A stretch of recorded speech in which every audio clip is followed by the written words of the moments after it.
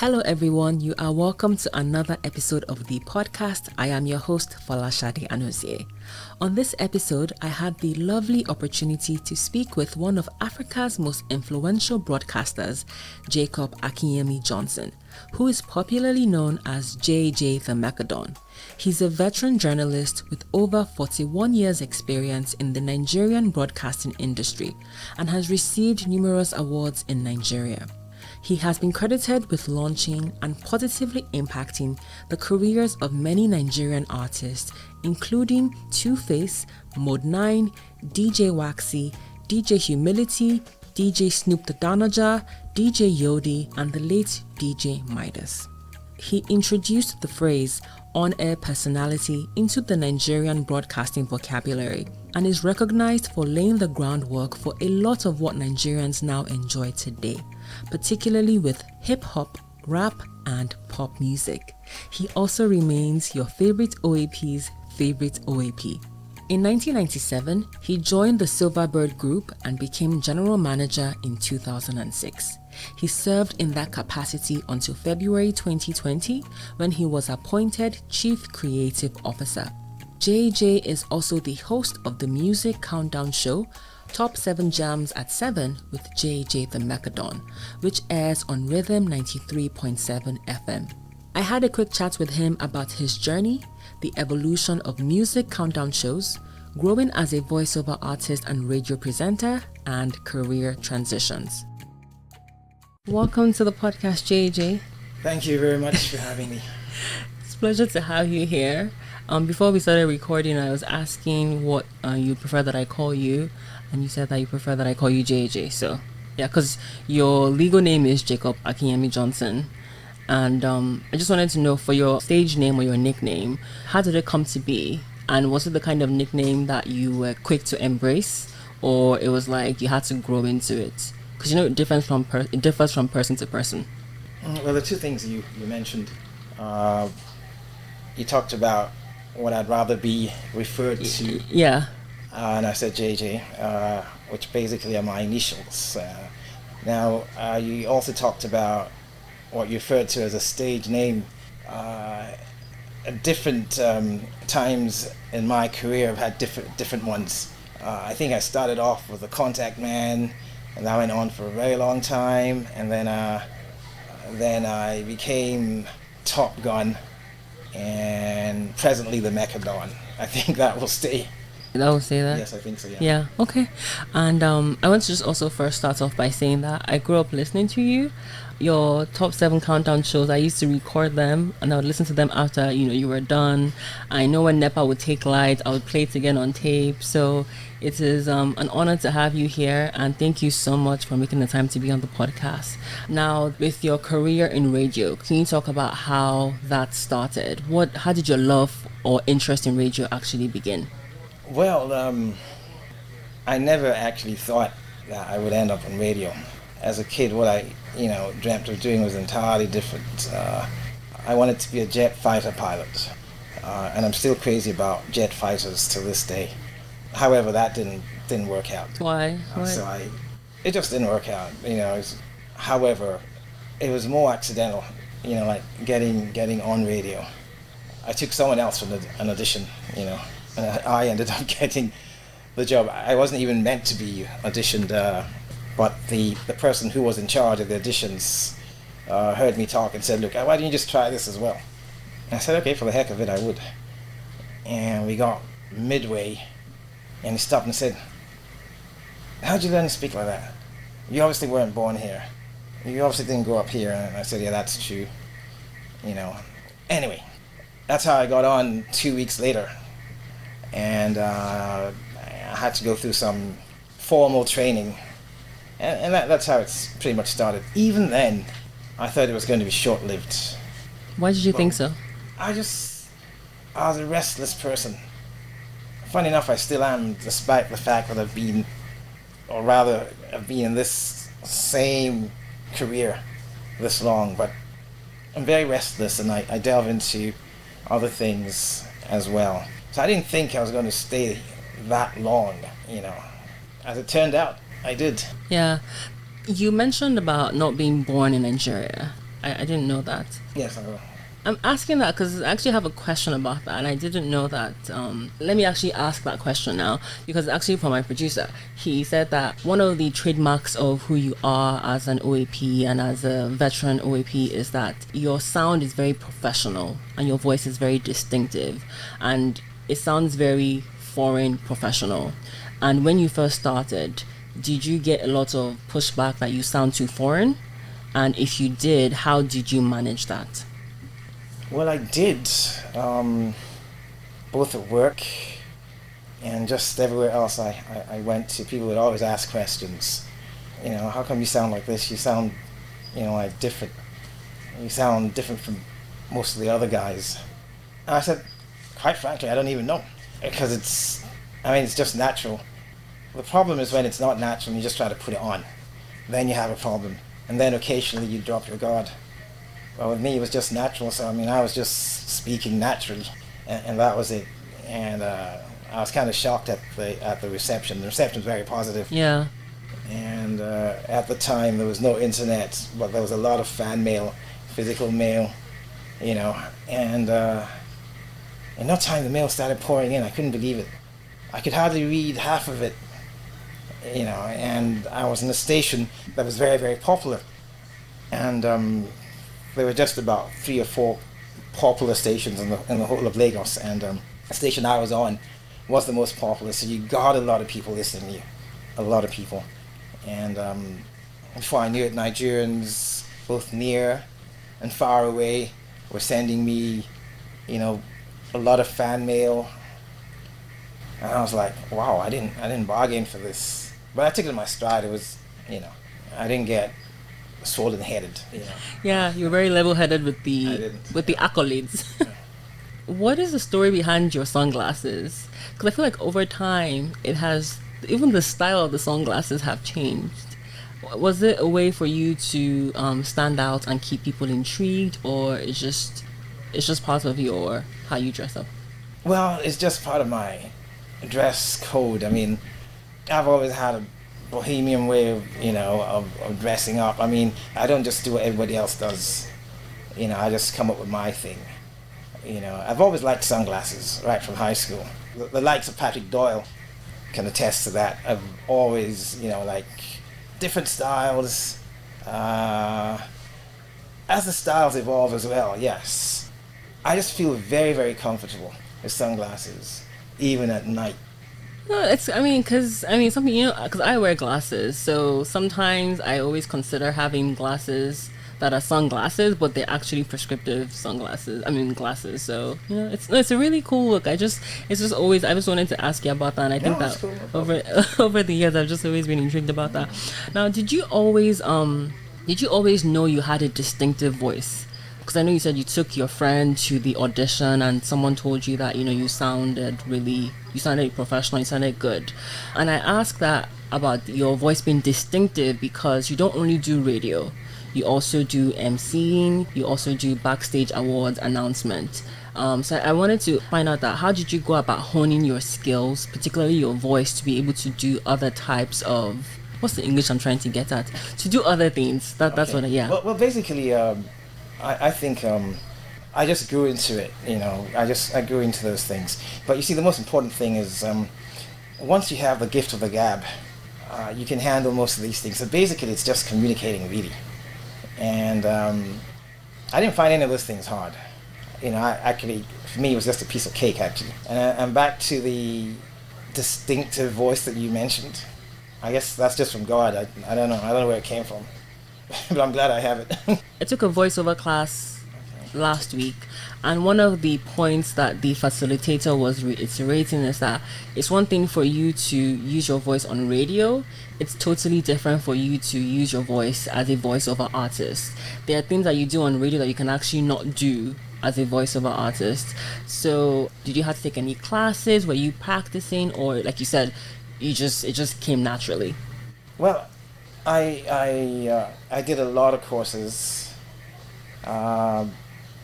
in the US, here, in Nigeria as well, and the best course really is experience, so and that comes with you doing the same thing or similar things, Yeah. day in, day out. You talked about voiceovers and the difference. The thing about the voiceover is like acting, really. You got to play the part. But also, even in news reading, the times you also have to inflect depending on what the story is.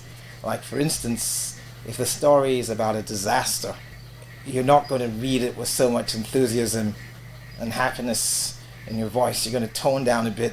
And then if the next story happens to be a human angle story, a feel-good story, and then you take the tempo up again. So there are similarities in presentation generally, whether on the radio or an MC job or anything at all. That's just the truth.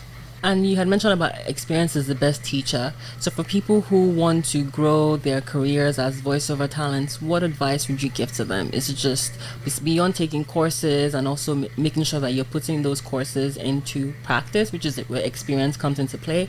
Do you have any other insights that you could share? Well, first and foremost, it depends on that person. Some people are naturally talented. It'll be a lot easier for them. And some people have to work very hard to attain that standard. So the first thing you have to, really soul search and find out if you can. It beats me, I'm going to veer off a little bit. No, that's when you run a promo asking for a beauty pageant, for instance, and you have people who actually pick up the forms, and you ask yourself, this person take a good look at herself to start with. So what I'm trying to say is, and find out if you really can. I'm not suited for everything on earth, and I'm not going to pretend. You know what I mean, right? I'm suited to what I do. I may not have been the best doctor on earth, so that's just it. So you got to know what you can do, and if you think you have a natural flair, the better. In some cases, as I said, you could go the extra mile. It may work, it may not, and that's why a lot of people start by wanting to be a presenter and end up being a producer. And they find out that, even as a producer, you're making even more money than the presenter. At the end of the day, you say, thank God for making me a producer, not even a presenter. It happens even, a lot of it happens even in Hollywood. Yeah. I mean, that totally makes sense. Is knowing where you fit and I guess working your craft. You got to know your strengths. Yes, know your what strengths. You can do, yeah. Exactly. Okay. Now, over the years, we've seen the evolution of music countdown shows and how the intersection of technology and the business of music has changed it. A lot of the radio shows now, and I know you would attest to that, they need to be more personality driven as opposed to just focusing on the music. Last month, I was actually reading findings from a 2022 media tech survey that was conducted in the US. And the findings are not necessarily shocking, but let me just read them. And they said technology and social media consumption has affected radio, and radio broadcasters need to understand them to remain competitive. It says personalities continue to outpace music in appeal for core radio listeners, and personalities have become more important than the music. One of the other findings said Gen Z are less likely to use radio for their music discovery pursuits, and radio has become less relevant for new music and new artist discovery. Now, my question to you is, what role do you think that radio still has to play despite the growth of streaming? Well, I've said this over the years that radio is becoming very obsolete in its present form. But what a lot of radio stations have done is to join the bandwagon and have all their programs streamed. It's basically the same thing, so it's out there with all the other stuff that you can get on the internet. And then in terms of the relevance in the promotion of artists, now back in the day before the internet, your source of music, especially new music, had to be the radio or record stores. So it was like, who's going to play this song first? I always wanted to be the first to slam a new song, and I was actually known for that. But with the internet, you didn't have to wait, for the copies to be printed into vinyl or to be, made into a compact disc. So as it is now, radio's even finding it hard to keep up, with the pace of these releases. You know what I mean? Like, a kid who's probably 15 will probably get a song because these guys, they bury their heads in the internet. Probably get a song faster than I do. And I get songs pretty fast because I'm in the business. And not just that, also my interest in music, especially hip hop, so because I live and sleep hip hop, I'll tell you that. Yeah, we'll get to that. From day one. So that's just the truth. Radio is becoming more obsolete by the day. But those who are smart enough are changing. Pretty much like the newspapers. All the newspapers are online now. So it's just the same thing. Traditional media, I'm sure traditional media never expected this. It was just to blow, below the belt. They just didn't, and it just started seeping bit by bit with the internet, traditional radio, and even television. But TV sets will always be there, because even what you watch, a lot of it's still watched on a screen. It could be on a tablet. Well, we still enjoy a lot more on a bigger screen, even if it's a Netflix. Yeah. So that will remain. So radio's gonna and I believe it is, in some places re-engineering. So they have their stuff go out through the normal channel, the airwaves, and they have the same stuff, streamed live. So that's just it. The difference is there's more competition when you stream, because there are thousands of others who are streaming, Yeah, but I was just thinking, like, in countries like Nigeria and just even the African continent in general, do you think that is going to be slower to happen just because we don't have internet access and it's not affordable for every person? So that role that radio still plays is still going to be prominent for a very long time. Yes, in the non-urban areas. Yeah, non-urban areas, exactly. Yes, it will be, like you rightly said, and the level of development in those areas. Those areas are centuries behind the rest of the world. That's just the truth. So it will take a while. Yeah, I know. And it's interesting because I traveled last year, and I took when I was in New York, I took a couple of Ubers, and it was interesting that every person who picked me up that was actually my age or slightly younger, they were always playing the radio. They weren't playing it was only one guy that was playing music on his playlist. So I just found it very interesting that, and to be fair, all the stations that they were listening to were hip hop and rap. So maybe there's some, okay, I'm pop, sha. But again, I was just thinking about that, we hear this thing that radio is dying, radio is becoming more obsolete, and there's some argument to be made there, like you need to evolve with the times, and but it was just very interesting to see that people were still listening to radio. Yeah, but the radio stations still do a lot of stuff to keep the listeners, giveaways, for instance. Like the participation, the phone-ins, the interaction. Yeah. Because people kind of like that as well, and like you rightly mentioned, in New York, most of the Uber drivers and even the yellow cab drivers still have their radios on, surprisingly, in such a society. Yeah. Now, while we're on the topic of radio, I wanted to ask your thoughts on what you think are misconceptions about the business of radio, both from a listener perspective and maybe a talent perspective, because the people who maybe are trying to get into the business of radio and maybe they have this idea of what it is or what it isn't, and there are listeners who listen to the radio and then they're sometimes confused. And let me give you an example. When I was younger, I would always listen to the radio, and I would get annoyed when my favorite song is being played and they would just cut in with a commercial. And I would even get more annoyed when they come back. They wouldn't play that song all over again. They would go to something else. But as I got older, I was like, oh, okay, I see that there's a business aspect to that. So leading with that, can you share some of the misconceptions that people may have, whether from a listener perspective or from a talent perspective?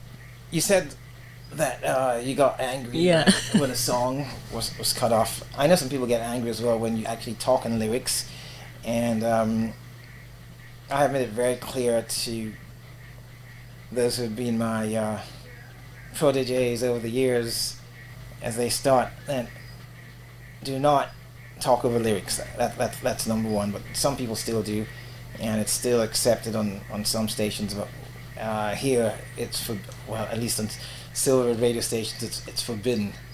I cannot say it is adhered to strictly, but at least it's policy that you shouldn't speak on lyrics.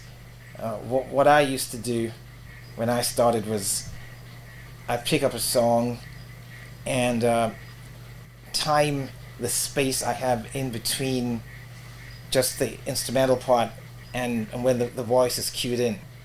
There's another guy called Fred Oshodi, Ficky Fred, and he and I, we did that perfectly. So, and also Ike Morcadon. I gotta give him credit.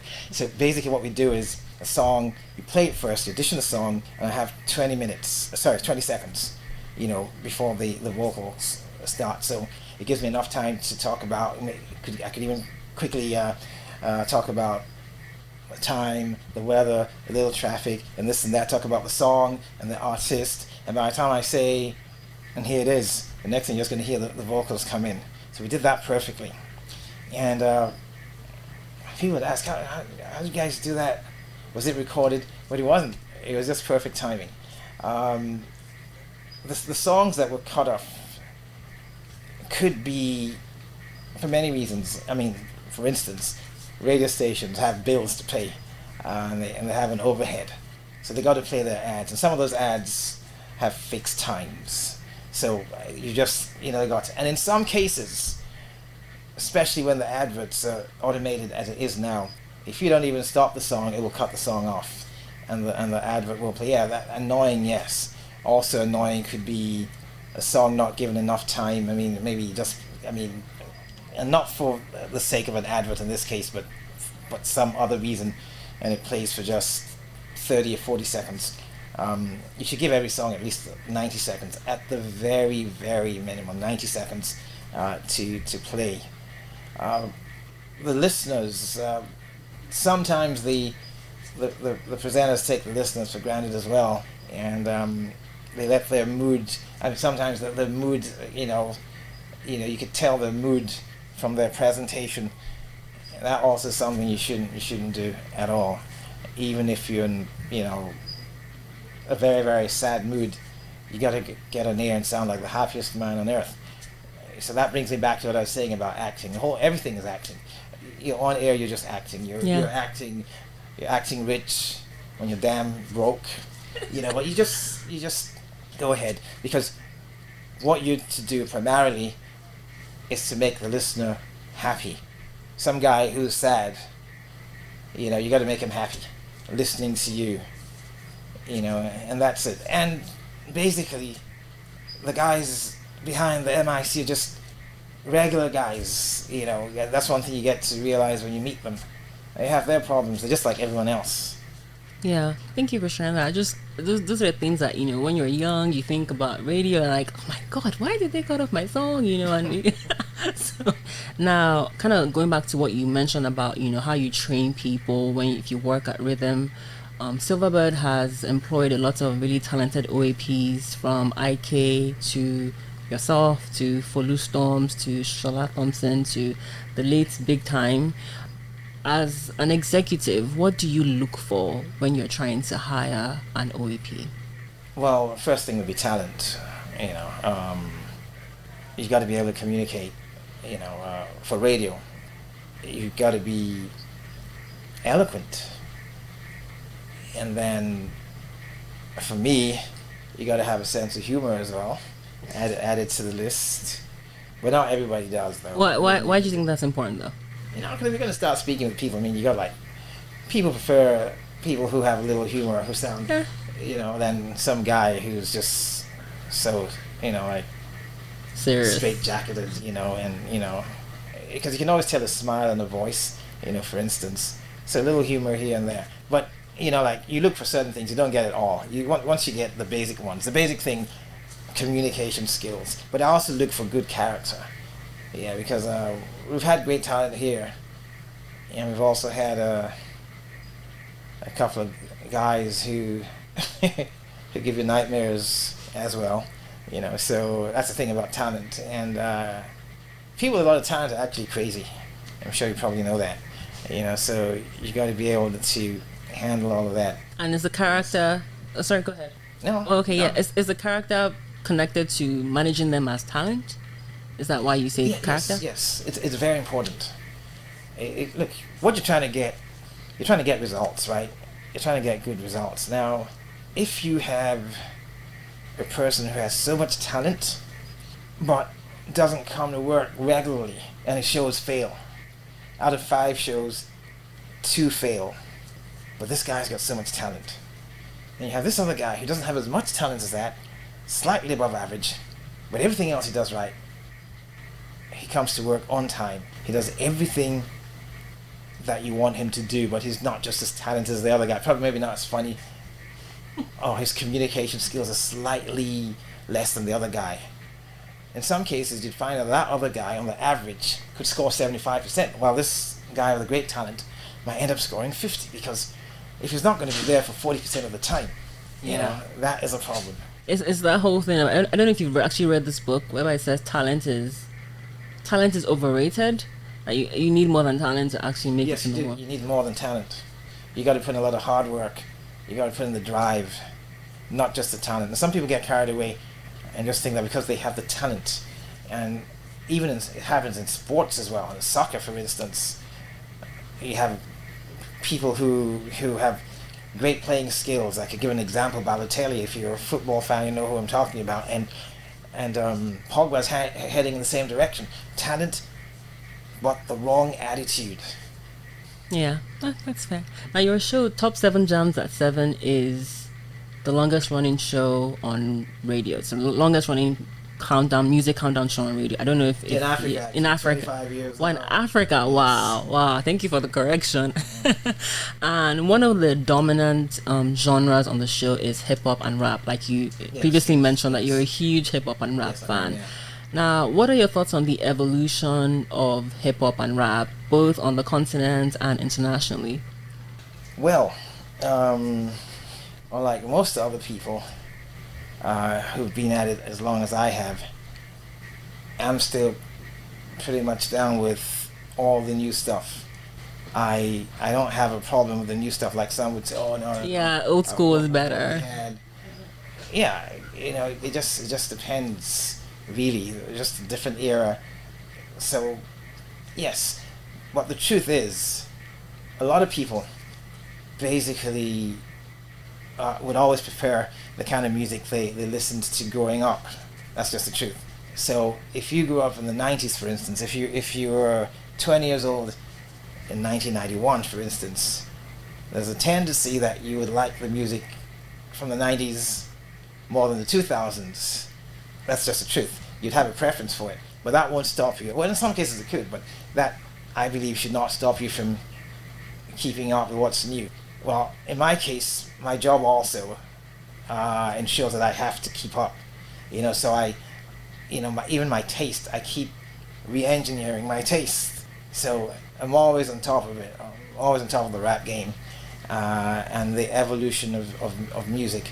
I am a great Fela fan, but I'm also a Burna Boy fan. I'm a Wizkid fan as well, and many others. I am a Two-Face fan, and Two-Face was from an earlier period than these other two I mentioned. Two-Face, you may or may not know, actually started as a rapper. Wow, I didn't know that. I had a rap show called Rap Jam many years ago, and I think I remember. And a few others came on that show. But with the evolution, things changed, and a lot of them, had to change from being rappers when they found out it was more lucrative to be a singer. And then the whole Nigerian music scene started to change. And we are partly responsible for that, because when we set this place up in 97, we did not play a lot of songs that were local because we thought the standard wasn't high enough. So it was like, basically, take this back, work on your sound, and get back. And the same thing was happening on Ray Power and on Cool FM. So the artists, had to really work hard on their stuff.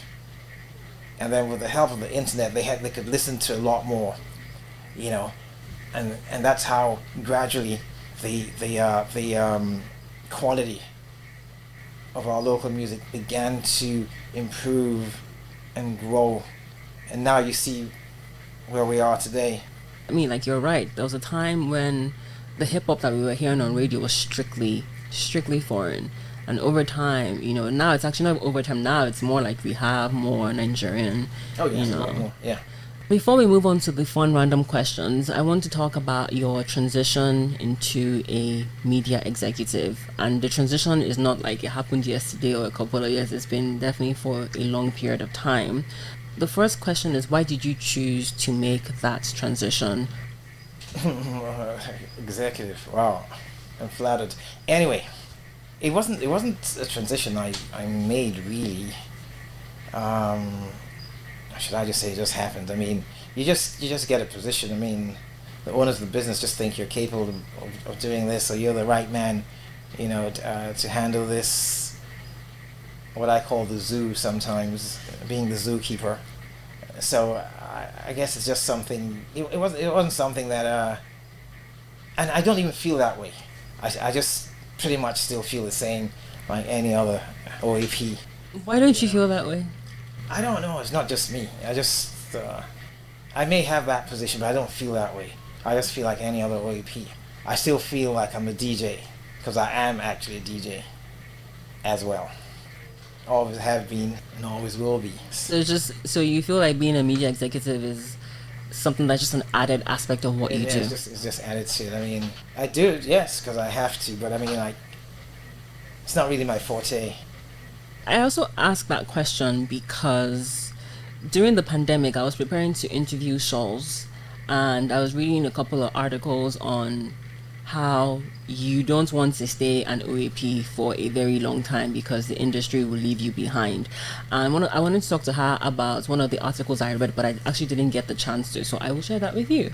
And I loved one of the comments that was in the article, and it said, people who are still on the radio are not using every last ounce of energy they have to cultivate their next career are out of their minds. While you are still somewhat of a celebrity and well connected, you should be sowing those seeds for your next opportunity.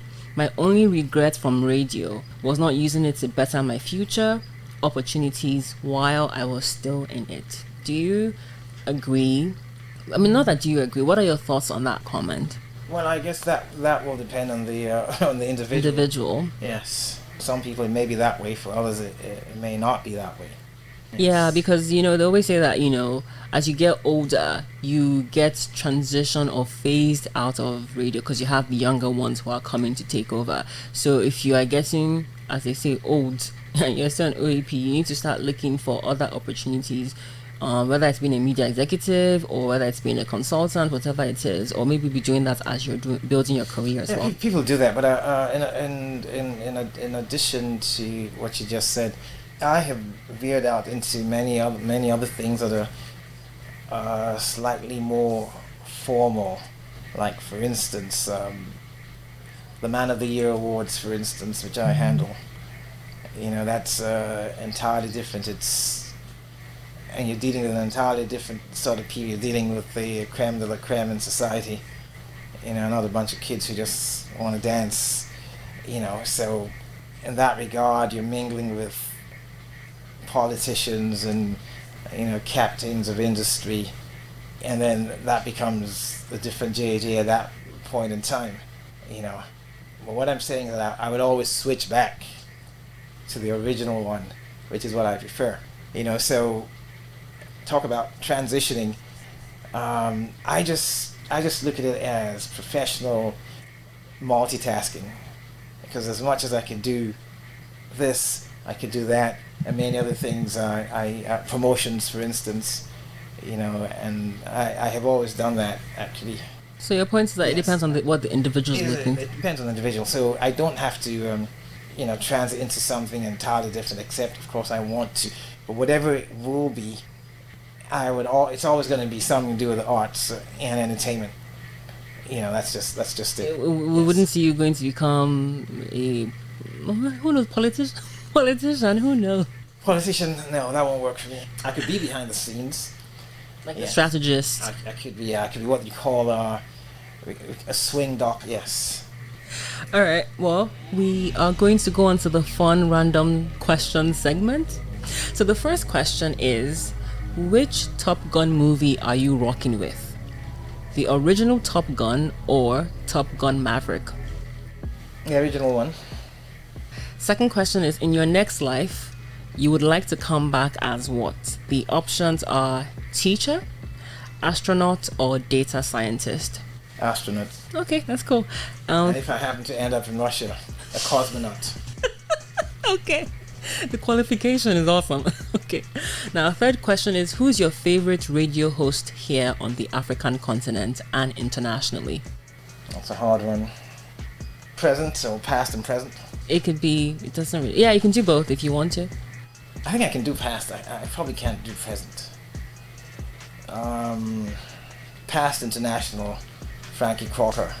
Used to be on WBLS in New York.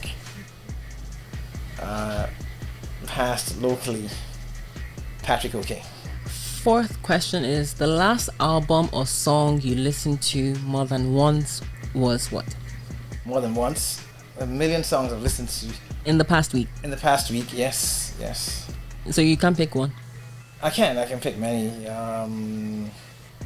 Because what I do is, for instance, when I do my boxing, for every round, for every session, and I do like 10 rounds of 3 minutes each, I choose a song, and most of the times it's an old song.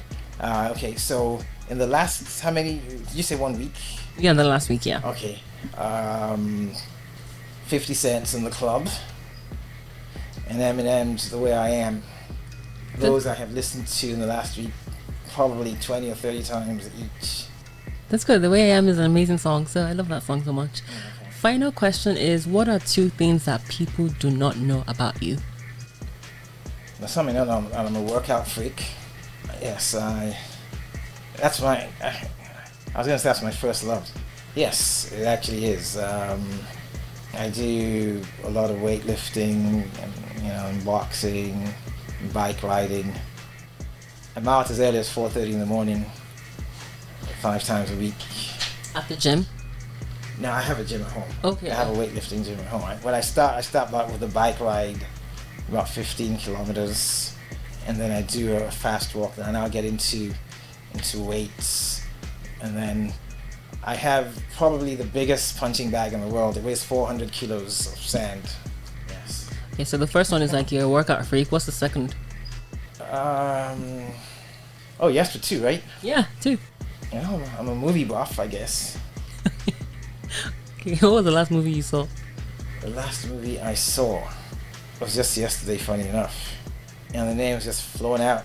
I don't know if it happens to you. Sometimes you're 3/4 into a movie and you have to go check the name. What's the name of this movie? Was it a Nigerian or African movie? International? The one I saw yeah. Nigerian. Was it Pretty Girls or Girls or something like that? It had Inse Toke was the name. Oh, Glamour Girls. Yeah, the remake of Glamour Girls. Yes, it's on Netflix right now. Yes, Glamour Girls. Okay, yeah, saw that last night. Okay, and how was it? It was okay. Okay, that's good because people have had different, opinions on the movie. Yes, I'm always in support of, what's local. I mean, there's no movie I cannot critique, even the foreign ones. But I don't want to do that. It was good. Okay. Well, we have come to the end of the interview, JJ.